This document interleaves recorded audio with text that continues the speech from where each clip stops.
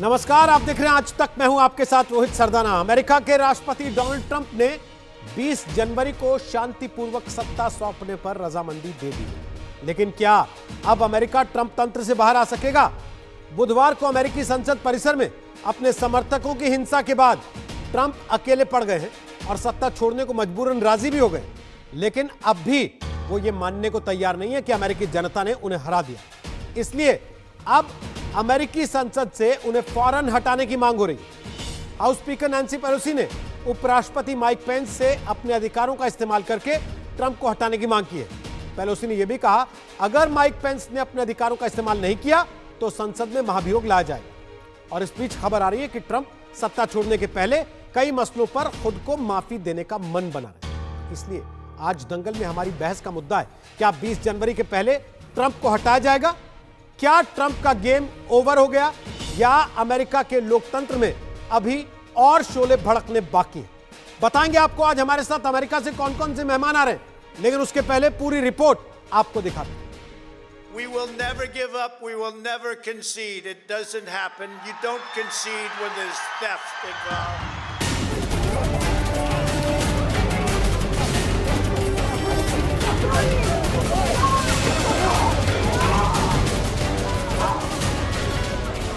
Now Congress has certified the results. A new administration will be inaugurated on January 20th. My focus now turns to ensuring a smooth, orderly and seamless transition of power. अमेरिकी लोकतंत्र के सबसे काले दिन का धब्बा अपने नाम करा लेने के बाद डोनाल्ड ट्रंप अब शांतिपूर्ण सत्ता हस्तांतरण की बात करने लगे। लेकिन क्या ये ट्रंप का अपने पाप धोने का एक हथकंडा भर है? क्योंकि उपराष्ट्रपति माइक पेंस से लेकर एक एक कर उनके प्रशासन के कई बड़े चेहरे उनके खिलाफ खड़े हो रहे हैं, तो दूसरी ओर उन्हें 20 जनवरी से पहले ही राष्ट्रपति पद से हटाने की तैयारी हो रही है। हाउस स्पीकर नैंसी पेलोसी और सीनेट के डेमोक्रेटिक पार्टी के नेता चक शूमर ने साझा बयान में उपराष्ट्रपति से मांग की है कि वो 25वें संशोधन के आधार पर ट्रंप को हटाएं। कैबिनेट के बहुमत से उपराष्ट्रपति के पास अधिकार है कि 25वें संशोधन के जरिए वो राष्ट्रपति को पद से हटा सकते हैं। स्पीकर पेलोसी ने यहां तक कहा है कि अगर उपराष्ट्रपति अपने अधिकार का इस्तेमाल नहीं करेंगे तो संसद में महाभियोग लाएंगे।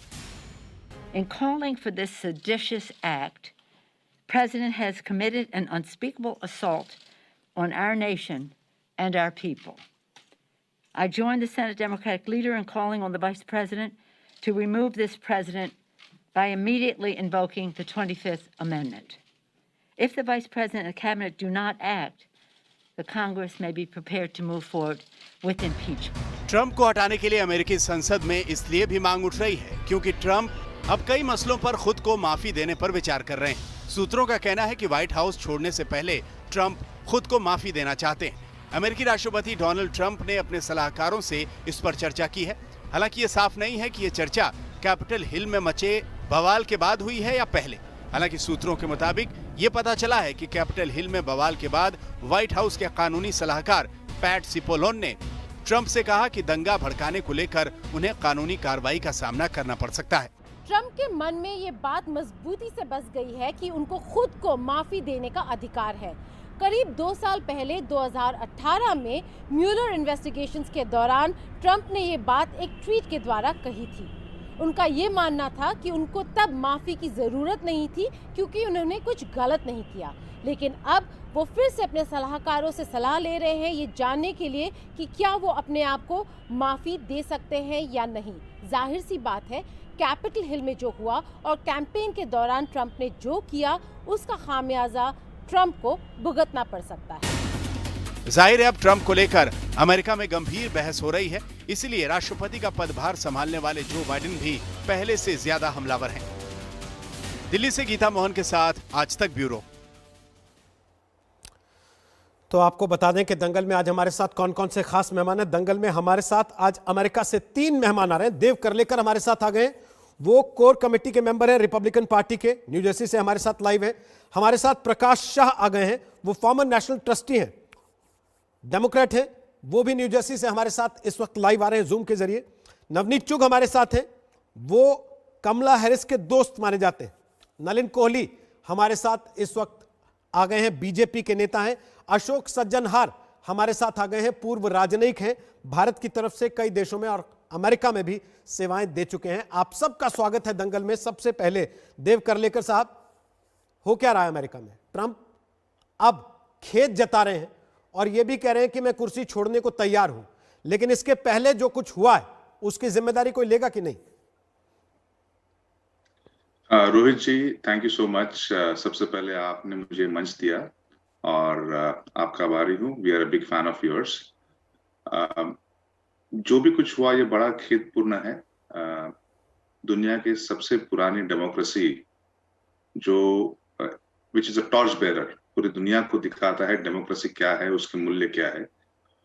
और ये जो सबसे पुरानी डेमोक्रेसी है which has been going through difficult phases of time, जो भी हुआ वह बड़ी दुखद घटना है। And I can assure you FBI से लेके पुलिस इसकी जांच करेगी। इसके पीछे जो भी है जो असामाजिक तत्व है, इन्हें खंगवाला जाएगा और उनके खिलाफ एक्शन ली जाएगी। As a sitting president, Trump साहब को लगा था कि इलेक्शन में जो धांधली हुई है इसके खिलाफ उन्होंने सुप्रीम कोर्ट तक एक्शन ली, वहां पे गए और उसके दरवाजे उन्होंने नॉक किए।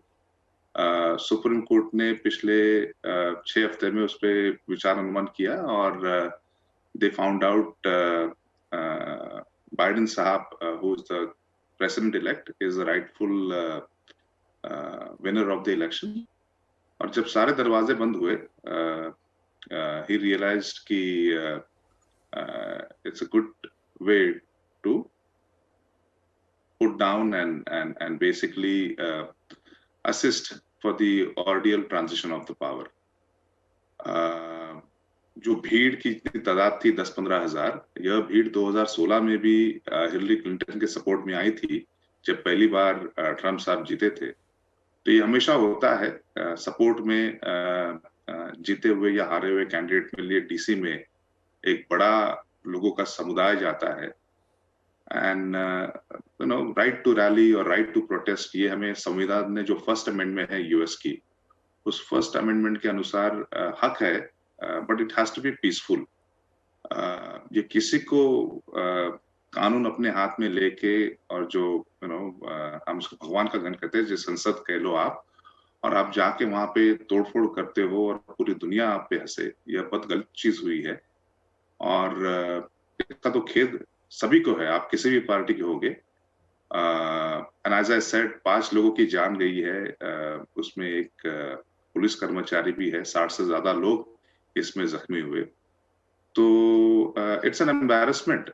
ये इतिहास में एक काला अक्षर माना जाएगा। और जब आप देखते हैं भारत के पंतप्रधान मोदी जी जब कहते हैं कि सबका साथ, सबका विश्वास और सबका विकास, बाइडेन साहब का भी यही नारा है कि he is the president of all America. और president Kamala Harris, vice president elect, time will tell. इस कठिन घड़ी में they will be taking over the baton. और इस विपदा की घड़ी में we all are with them, और इससे अच्छे उभर के आएंगे, यही मैं कामना करूंगा। लेकिन देव साहब, आपने खुद कह दिया कि जो कुछ हुआ वो काला था, 5 लोगों की जान चली गई, कई सारे लोग जख्मी हो गए, ये पाप किसी के सिर तो होगा? देखिए रोहित जी, जो पाप जिसके भी सिर पे होगा, तो इस पे पुलिस FBI छानबीन करेगी और पता चलेगा आने वाले समय में। That's the beauty of the democracy in the USA। और दूध का दूध, पानी का पानी तो होना है। एज आई सेड, जो सबका साथ, सबका विश्वास, सबका विकास का नारा है, इसकी सख्त जरूरत है। एज अ भारत मूल के जो हम अमेरिकन सिटीजन हैं, तो पर्सनली आई तो बिलीव इन वसुधैव कुटुंबकम की जो व्याख्या है कि सारे अपने भाई बहन है, रिस्पेक्टिव ऑफ आपका फेथ, स्किन कलर और आपकी कुछ भी विचारधारा है। हाँ, कहीं आपका मतभेद होंगे and you agree to disagree. इसका मतलब ये नहीं है कि आप राइट्स करे, फाइट्स करे और जान हानि की एकदम क्षति पहुंचाए किसी चीज की। तो बड़ा दुख होता है देख के, आप किसी भी पार्टी के हो। अब मैं 20 साल से रिपब्लिकन पार्टी से जुड़ा हूँ। The core committee has worked behind the doors to ensure Trump sahab realize it's still not too late to gracefully acknowledge the victory by President Biden. देव साहब, President हिंदुस्तानी में कहावत है ना, हिंदुस्तान में एक कहावत है कि सब कुछ लुटा के होश में आए तो क्या होश में आए। फिर जब आपका पद चला गया, अब आपके ऊपर आरोप लग रहे हैं कि आप दंगा भड़का रहे थे। उसके बाद वो दंगा भड़काने की तस्वीरें पूरी दुनिया ने देख ली, वो भी अमेरिका की संसद में इस तरीके से घुस के हुआ। फिर आप ये कह रहे हैं कि ग्रेसफुली वो स्टेप डाउन कर रहे हैं, तो ये बात आपकी हजम होगी किसी को? आप भले ग्रेसफुली रख रहे हैं उस बात को।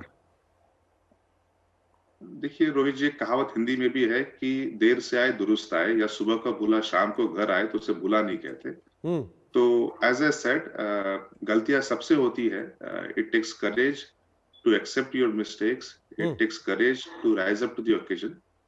जो हट होता है, उस हट की भी एक मर्यादा होती है, और that's the beauty of democracy, that you agree to disagree and you peacefully work together with a team. तो जो हम कहते हैं कि लोका समस्ता सुखिना भवंतु, तो सबका कल्याण हो, सबका मंगल हो।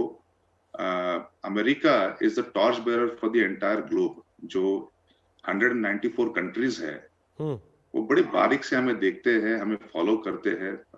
मोस्ट ऑफ द दुनिया की जो डेमोक्रेसी है, वहां पे जो एक अमन लाने के लिए हम हमेशा चेष्टा करते हैं, कोशिश करते हैं। तो again as I said, this जो हुआ वो ठीक नहीं हुआ। ठीक है। और आप किसी से भी पूछ ले, I mean the mandate will be the same कि सबने दुख जायज किया है। आप माइक पेंस लीजिएगा, हमारे पुराने प्रेसिडेंट रिपब्लिकन पार्टी के बुश लीजिएगा, हमारे रिपब्लिकन पार्टी के सीनियर लीडरशिप देखिएगा, तो सबने खेत तो जताया। प्रेसिडेंट ट्रम्प साहब ने भी खेत जताया सर। और जब इतना बड़ा जन सैलाब आता है तो कभी-कभी it goes beyond your control. नहीं, लेकिन मैं फिर भी एक सवाल ये पूछना चाहता हूं। अब मैं प्रकाश जी को चर्चा में ला रहा हूं, क्योंकि बीच में कुछ बातों पे वो मुस्कुरा रहे थे जब आप जवाब दे रहे थे, और वो उस खेमे के समर्थक है जो जीत गया है, और जिसका ये आरोप था कि भाई आप उसी भीड़ तंत्र के जरिए, जिसका अभी आप जिक्र कर रहे थे कि सैलाब आता है, उसी भीड़ तंत्र के जरिए आप चीजों को कब्जे में रखना चाहते थे, बावजूद इसके कि भीड़ तंत्र से इतर लोकतंत्र ने आपको सत्ता से बाहर का रास्ता दिखा दिया। प्रकाश जी, आज जो देव साहब बोल रहे हैं, हालांकि डोनाल्ड ट्रंप ऐसा भी नहीं बोल रहे जितने साफ गोई से या जितनी ईमानदारी से देव साहब अपनी बातें रख रहे हैं, अगर डोनाल्ड ट्रंप ने ऐसी रख दी होती तो शायद जनता ने उन चीजों को खुले दिल से स्वीकार भी किया होता। पर डोनाल्ड ट्रंप ऐसे सुरों में नहीं बोले जैसे उनके साथ के लोग बोल रहे हैं। क्या यह महाभियोग की तलवार है जिसकी वजह से अब चीजें बदल रही हैं कि आपके जो 10 दिन बचे हैं वो भी बेइज्जत करके आपको हटा दिया जा सकता है, इसलिए आप कम से कम अब रास्ते पे आइए? हाँ, first of all, thank you for having me. Thank Aaj Tak for including me in your program.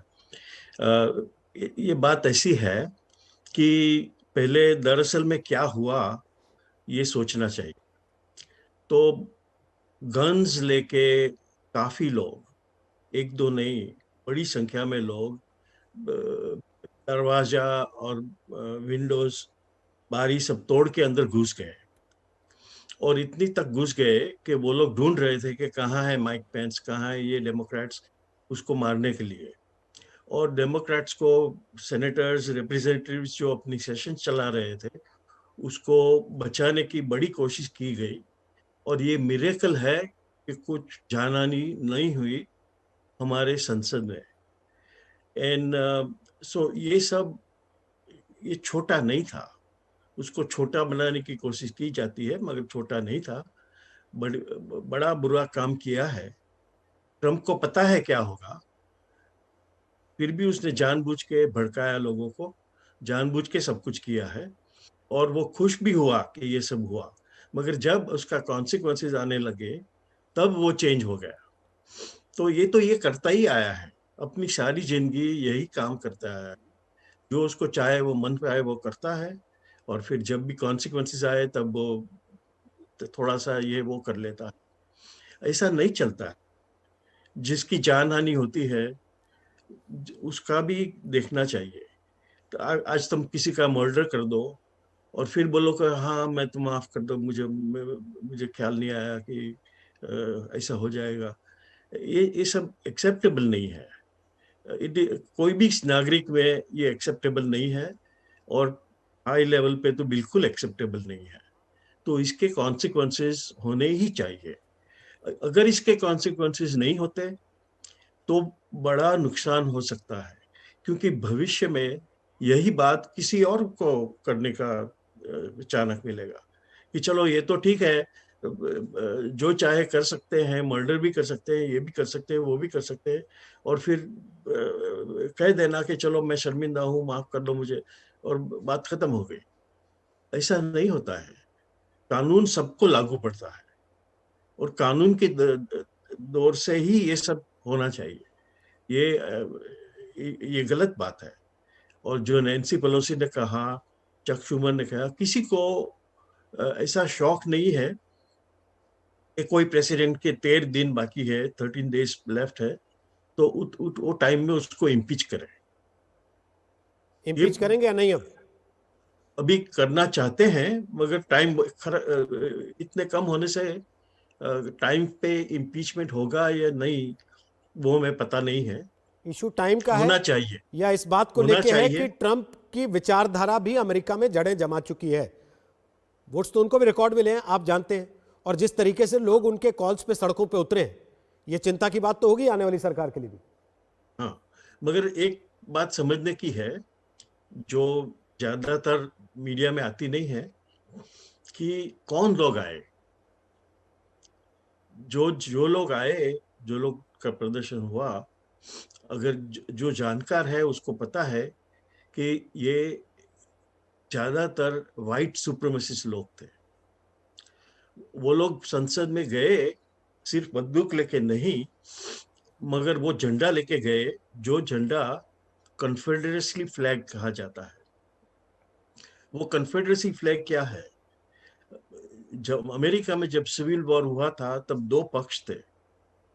जो दूसरा पक्ष था जिसको स्लेवरी चालू रखनी थी अमेरिका में, इसी कारण वो सिविल वॉर हुआ।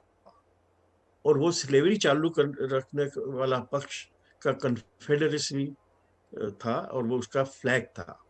वो फ्लैग लेके गए लोग संसद में। उसका कहना था कि अमेरिका में कलर्ड लोग का स्थान नहीं है और वाइट सुप्रीमेसी होनी चाहिए, और इसी का समर्थन करते आए हैं प्रकाश जी, लेकिन तो ये सब छोटी बातें नहीं है। ये एलिमेंट फ्रिंज एलिमेंट है जिसको आप फ्रिंज कह के खारिज कर सकते हैं, या हाँ, एक बड़ा तबका ऐसा हो गया जो ट्रंप की विचारधारा का समर्थन करता है और आपके खिलाफ खड़ा हो जाएगा जब तक? फॉर्चुनेटली ये फ्रिंज एलिमेंट है और फ्रिंज ही रहेगा। मैं 52 साल से 52 इयर्स से मैं अमेरिका में रहता हूँ। प्राउड कि अमेरिकन लोग ज्यादा करके ऐसे नहीं है। Bulk of the people are very very welcoming, and the coloured people, all of them do live very well in America. हम लोग भारतीय हैं, ठीक, हम लोग आए थे कितने साल पहले, और हमें जो अवसर मिला है, तो ये बताता है कि अमेरिकन लोग, जब ओबामा, देखो कुछ लोग हिलरी के खिलाफ वोट किया और जो ट्रंप को वोट किया, वही लोग 8 साल तक ओबामा को वोट किया। ठीक है, ये दिखाता है कि ये लोग ओपन है। वो ये ट्रंप के भड़कावे में आ गए हैं, मगर सचमुच अमेरिका के लोग कंसिडरेट है ओवरऑल। ठीक, मगर फ्रिंज एलिमेंट होता है। ठीक है, क्या फ्रिंज एलिमेंट कहने का मतलब, इसको मान लेने का मतलब ट्रंप को क्लीन चिट देना है? नवनीत चुग, जल्दी से आपका एक कमेंट, फिर मैं भारत के कॉन्टेक्स्ट में भी हमारे दोनों मेहमानों को लेकर आना चाहता हूं, क्योंकि भारत में इसको लेके बड़े सारे सवाल उठने लगे। चुग साहब, क्या इसको फ्रिंज एलिमेंट मानना, ट्रंप को क्लीन चिट देना है, और ये एक तरीके का मैसेज है जब डेमोक्रेट्स ये मान रहे हैं कि ये फ्रिंज एलिमेंट था, तो इसका मतलब ट्रंप के लिए अब 13 दिन इज्जत बच जाएगी, उनको इम्पीच नहीं किया जाएगा, कारण उसका कुछ भी दिया जाए? सही है रोहित जी। खुशी की बात तो ये है कि अमेरिका की प्रेसिडेंसी बहुत स्ट्रांग है, डेमोक्रेसी बहुत स्ट्रांग है। जो प्रेसिडेंट एक्चुअली अमेरिका का, उसको बहुत पावर कम है।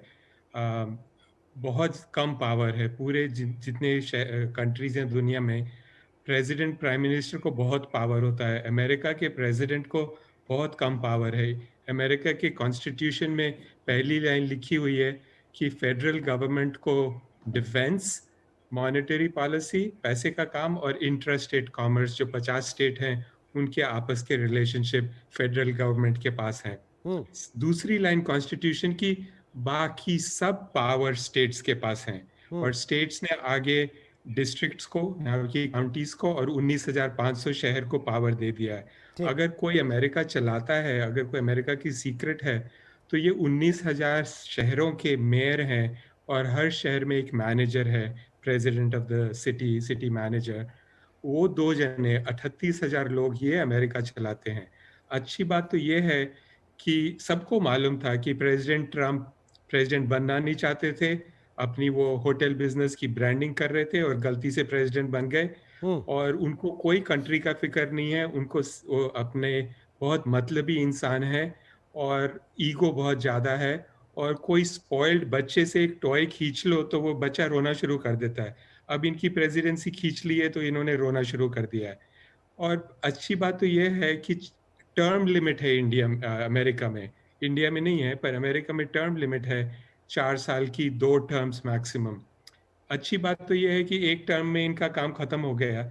सारी दुनिया को मालूम था कि ये जब हारेंगे तो व्हाइट हाउस से निकलने के वक्त बहुत तंग करेंगे, जितना कुछ खराब कर सकते हैं ये करेंगे, सबको मालूम था। और अब वो पैर में एक कीड़ा फंस जाए तो उसको निकलने वक्त तो थोड़ी तकलीफ होती है, वही नवनीत कुछ हो साहब, रहा है। पर इस बात की क्या गारंटी है कि 2024 में वो फिर खड़े नहीं हो जाएंगे? 2024 में उनकी उम्र उतनी ही होगी जितनी आज जो बाइडेन की है। हाँ, पर अगर इस इवेंट के पहले गुंडों को कैपिटल हिल में आके अटैक करने की इनवाइट करने के पहले वो हार गए हैं, तो होपफुली 4 साल में और 20-25 मिलियन पॉपुलेशन बढ़ जाएगी। यंग लोग ट्रम्प के फेवर में नहीं थे, यंग लोग ज़्यादातर डेमोक्रेट्स होते हैं, सो बहुत कम चांस है कि 2024 में वो आएंगे। ठीक, नलिन कोहली, अब जरा भारतीय परिप्रेक्ष्य में सवाल मेरा, और वो ये कि जो कुछ भी अमेरिकी संसद में हुआ उसके बाद आपके विरोधियों ने बड़े सीधे सीधे तौर पर आपकी सरकार के ऊपर हमला बोला। प्रधानमंत्री नरेंद्र मोदी का वो वीडियो बार बार चलाया गया जिसमें उन्होंने कहा अब की बार ट्रंप सरकार, और कहा गया कि जब सत्ता के शिखर पर बैठा व्यक्ति ज्यादा ताकतवर हो जाता है तो ऐसी तस्वीर होती है। क्या कहिएगा? रोहित जी, 2-3 इसमें विषय जोड़ूंगा। पहली बात कि मूलतः सैद्धांतिक रूप से लोकतंत्र मजबूत, जहां पर भी लोकतंत्र है और मजबूत हो, ये सबकी इच्छा होती है, क्योंकि पूरी विश्व में लोकतांत्रिक व्यवस्था ही एक ऐसी व्यवस्था है, उसमें कोई कमियां भी अगर है तो वही एक व्यवस्था है जिसमें हर व्यक्ति को आजादी मिलती है कि वो एक अच्छे सहज रूप से अपनी जिंदगी जी सके और अपने इच्छा अनुसार सरकार चुन सके। जो मोदी जी ने ट्वीट भी किया, ये हम सभी मानते हैं कि वहां स्मूथ ट्रांजिशन ऑफ पावर हो, जहां पर भी डेमोक्रेसी हो। बाकी एक अंतरालिक मामला है कि वहां क्या इंटरनली होगा, उसमें हम कभी भी अपनी दखल अंदाज करते नहीं है, क्योंकि हम मानते हैं हर देश अपना इंटरनल इश्यूज को अपने आप ही डील करे। अब आए आपके प्रश्न पे। देखिए, कुछ ऐसे लोग हैं इस देश में रोहित जी, जो कुछ भी अगर होगा दुनिया में, मैं तो मानता हूँ ब्रह्मांड के अंदर में भी अगर कुछ होगा तो वो मोदी जी को एक अवसर ढूंढेंगे कि मोदी जी पर कैसे प्रश्न उठाए या बीजेपी में वार कैसे करें। और यही एक गिना चुना हम देख रहे हैं कई सालों से। कुछ एक लोग हैं, कई लोग उनको कहते हैं कि चुनाव ना लड़के, उनका फुल टाइम काम यही होता है प्रश्न उठाना और कहना कि बड़े खतरे में है, खतरे में है। खतरा क्या है मुझे समझ नहीं आ रहा। जितनी गालियां मोदी जी को प्रधानमंत्री होते हुए ये लोग देते हैं, उन पर कोई ऐसी कार्रवाई हुई, किसी जेल के अंदर में डाला है तो इमरजेंसी कैसे हो गया? लोकतांत्रिक और संवैधानिक प्रक्रिया में बोलने की स्वतंत्रता पूरी है, वो बोलते जा रहे हैं, रोक नहीं है। इसमें कहां पर भारतीय कोई आज एक चली बात की झंडा जो है तो उसको बीजेपी से जोड़ने का एक प्रयास हुआ, पता पड़ा कि शशि थरूर जी के वो एक चेहते हैं, ठीक है, शशि थरूर जी ने भी अपना एक उसमें एक वक्तव्य दिया और कहा भाई हर चेहते के बारे में थोड़ी ना कहा जा सकता है कि हम जिम्मेदार हैं। वैसे ही प्रश्न उठता है कि देश के अंदर में कुछ अगर हो जाता है तो सीधा बीजेपी पे वार कर देते हैं, विदेश में भी होता है तो बीजेपी पे वार। यहाँ लोकतंत्र मजबूत है, इस बात को हमें भूलना नहीं चाहिए कि 47 और 50 में गणतंत्र जब बना, हमारी जब संविधान आई, उसमें पहले दिन से महिला हो पुरुष हो सबको बराबर के अधिकार मिले। दूसरी बात, कहीं पर भी हिंदू मुस्लिम बौद्ध सिख ईसाई किसी भी रूप से ये नहीं किया गया, अंतर किया गया, सबको बराबर मिले अधिकार और वोट करने के, महिलाओं को भी पुरुषों को भी, हर वर्ग को। ये नहीं देखा गया ऊपर कौन है नीचे क्या है, कास्ट सिस्टम है, दलित कोई है, अपर कास्ट है, कुछ भी नहीं। तो हमें इस बात को देखना चाहिए 70 साल जो ये व्यवस्था चली है स्मूथली, एक 75 को छोड़ के जब इमरजेंसी लागू हुई, और इस बात को भूलना नहीं चाहिए कभी भी हमारे यहाँ प्रॉब्लम ऐसी नहीं है। लोकतांत्रिक प्रक्रिया में चुनाव में जो मर्जी हो, आरोप हो प्रत्यारोप हो, ये खूबसूरती है कि उसके बाद नलिन जी कांग्रेस से कोई है नहीं, वरना वो जरूर आपको याद दिलाते कि हाल फिलहाल जहां जहां आप नहीं जीत पाए थे वहां भी आपकी सरकार कैसे बनी, और फिर आपसे जवाब एक ये दे सकता हूँ रोहित जी, बिल्कुल एक चीज जो दे सकता हूँ। कांग्रेस के ऊपर मेरा ये फिर प्रश्न होता है, जब जीतते तो ईवीएम ठीक है, जब हारते तो कह रहे हैं ईवीएम में घोटाला। बाकी जो ये बात है, ये लोकतांत्रिक प्रक्रिया में भी संभव है कि जो लोग नहीं रहना चाहते एक पार्टी में, दूसरी ज्वाइन करना चाहते हैं। ऐसा थोड़ी ना कि बीजेपी से लोग छोड़ के भी नहीं गए, हर चुनाव बीजेपी थोड़ी ना जीत रही है, हम हारते भी हैं, क्योंकि वो लोकतंत्र में जनता तय करती है, वोटर तय करता है कौन जीतेगा हारेगा। पर आज इसको हम राजनीतिक उस रूप से कर नहीं सकते। आप सही कह रहे हैं, कांग्रेस की तरफ से या उनके कोई समर्थक पैनल पे नहीं है, तो उसको एक तरफा ना करते हुए, लेकिन हाँ मैं मानता हूं कि हमारी जो मोदी जी का ट्वीट गया है, स्मूथ ट्रांजिशन ऑफ पावर, हम इंटरनल अफेयर्स में कभी इंटरफेयर नहीं करते। हमारी ये आशा रहेगी कि वहां पर जो बाकी भी अच्छे लोग आए हैं, अमेरिका से अपनी बात रख रहे हैं, उसके संकेत मिल रहे हैं। ठीक है, लेकिन सवाल यह है कि अमेरिका की घटना का दुनिया के बाकी लोकतांत्रिक देशों के लिए संदेश क्या है, और साथ ही भारत का झंडा वहां क्या कर रहा था, इसको लेकर बड़े सारे सवाल खड़े हुए, राजनीतिक बयानबाजी हुई। वो तस्वीर दिखाएंगे ब्रेक के बाद, और चलेंगे अशोक सज्जनार के पास, जरा पूछेंगे उनसे उनकी नजर में इसके मायने क्या। तो ब्रेक के बाद एक बार फिर से आपका स्वागत है, दंगल आप देख रहे हैं। क्या ट्रंप का गेम ओवर? अशोक सज्जनार हमारे साथ हैं, भारतीय राजनयिक हैं, कई देशों में सेवाएं दे चुके हैं। सज्जनार साहब, इस पूरी परिस्थिति में दो विषयों पर आपका कमेंट। एक, अमेरिका के सबक बाकी दुनिया के लोकतांत्रिक देशों के लिए। दो, भारत में अमेरिका की घटना पर आपस की तू में। जल्दी से दो क्विक कमेंट्स आपके। देखिए, एक तो ठीक है, वहां पर जो हुआ है बहुत ही निंदनीय है, बहुत ही शर्मनाक है, और वहां पर उससे अमेरिका के लोकतंत्र की छवि धूमिल हुई है, जिससे कि मुश्किलात आएंगी अमेरिका को आगे जाते हुए। पूरी दुनिया में लोकतंत्र की छवि धूमिल हुई है। देखिए, हमें यह समझना है, जो चीन रूस वगैरह पिछले कुछ समय से ये कह रहे हैं, जो उनका जो तानाशाही एडमिनिस्ट्रेशन है, अथॉरिटेरियन ऑटोक्रेटिक, वो बेहतर है लोकतंत्र के तरीके से। तो इसीलिए अमेरिका जब बाहर जाएगा, अब जो बाइडेन जब आएंगे और वो बाहर जाकर कहेगा, जैसे उन्होंने कहा America is back, American leadership is back, तो उनके लिए ज्यादा मुश्किल होगी ये सबको समझाना, जो आपके अपने घर में जब ऐसी कलह चल रही है, आपके अपने घर में ऐसे यूनिटी नहीं है। दूसरी बात है, आगे जाते हुए वो सोसाइटी वैसे ही पोलराइज बहुत ज्यादा है, और आगे भी चलते हुए मेरे ख्याल से ये जो डिविजन्स है, फ्रैक्चर्स हैं, ये कोई कम नहीं होने वाले हैं। तो इसीलिए दिक्कत पूरी दुनिया के लिए, अमेरिका के लिए बढ़ेगी। परंतु मुझे पूरा विश्वास है, जैसे कुछ और पैनलिस्ट ने कहा, जो बहुत वहां पर की जो इंस्टीट्यूशंस हैं बड़ी स्ट्रांग है, सुप्रीम कोर्ट है, कांग्रेस है, सेनेट है, हाउस ऑफ रिप्रेजेंटेटिव्स है, उनको थोड़ा समय लगेगा पर वो उससे उभर जाएंगे। दूसरी बात जो आपने कहा है, जो भारत के संदर्भ में क्या हुआ है, देखिए, मैं समझता हूं जब प्रधानमंत्री मोदी ने कहा अब की बार ट्रंप सरकार, वो बात कर रहे थे 2016 की, जो जब ट्रंप साहब वहां पर अपना वो कर रहे थे, कैंपेनिंग कर रहे थे, तो तब उन्होंने एक किसी जलसे में जहां भारतीय लोग थे, वहां पर उन्होंने इस जुमले का, इस फ्रेज का प्रयोग किया था। वो केवल उस बारे में बता रहे थे, अगले वाले चुनाव में नहीं बता रहे थे।